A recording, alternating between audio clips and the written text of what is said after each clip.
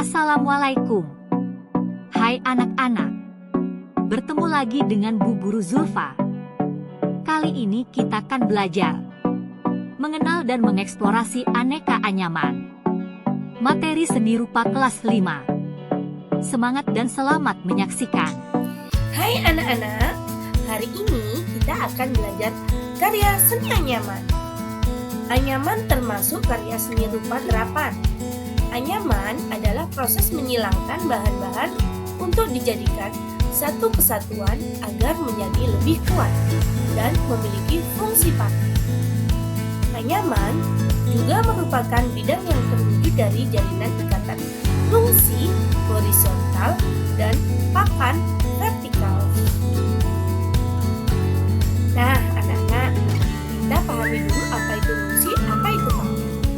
Lungsi adalah pita atau daun anyaman yang tegak lurus terhadap si penganyam. Sedangkan papan yaitu pita atau anyaman yang disusupkan pada lungsi pada saat mengenyam. Seperti contoh di atas ini, yang warna hijau adalah lungsi, sedangkan yang warna orange adalah pakan. Paham ya anak-anak? Berdasarkan cara membuatnya, anyaman dibagi menjadi 3, yaitu anyaman datar, anyaman miring, dan anyaman persegi. Anyaman datar adalah anyaman yang dibuat datar, pipih, dan lebar. Anyaman ini banyak digunakan untuk membuat tikar, dinding rumah tradisional, dan pembatas ruang. Sedangkan anyaman miring adalah anyaman yang dibuat miring, bisa berbentuk 2 dimensi atau 3 dimensi.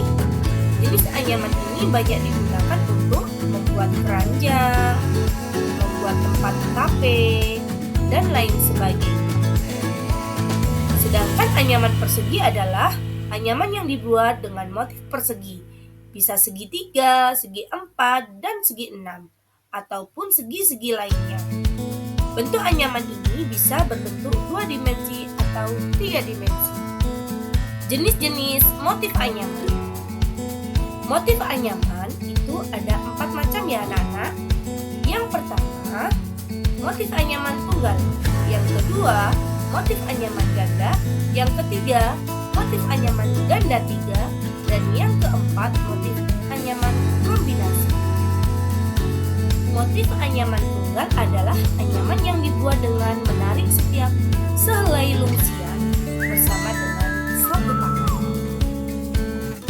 Motif anyaman tunggal adalah anyaman yang dibuat dengan menarik setiap sehelai lungsian. Yang kedua yaitu motif anyaman ganda. Anyaman ganda adalah anyaman yang dibuat dengan menarik setiap 2 helai lungsian bersama dengan satu pakan.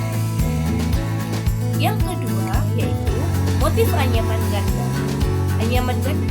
Yang ketiga yaitu motif anyaman ganda 3. Anyaman ganda 3 adalah anyaman yang dibuat dengan menarik setiap 3 helai lungsian bersama dengan satu pakan. Yang ketiga yaitu motif anyaman ganda 3. Yang keempat yaitu motif anyaman kombinasi. Anyaman kombinasi adalah anyaman yang dibuat dengan motif tunggal, ganda 2, dan ganda 3 dengan variasi bentuk sesuai rancangan desain yang ingin dibuat. Anak-anak, bahan-bahan untuk membuat anyaman itu ada 2, yaitu bahan dari alam dan bahan buatan. Bahan alam yang paling sering digunakan untuk kerajinan anyaman adalah daun lontar, daun pandan, rotan, bambu, rumput, pelepah pisang, tumbuhan pakis, enceng gondok, dan lain-lain. Sedangkan bahan-bahan buatan yang sering digunakan untuk membuat anyaman adalah pita, kertas, plastik, karet, dan lain sebagainya. Pasti banyak sekali contoh-contoh anyaman di sekitar kalian. Nah, ini loh nak, contoh-contoh anyaman. Yang pertama yaitu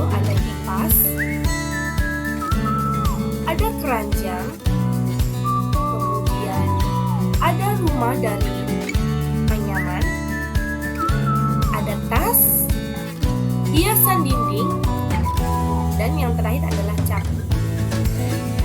Masih banyak lagi ya anak-anak untuk contoh anyaman. Kalian bisa mengamati di lingkungan sekitarmu, atau bisa kalian tanyakan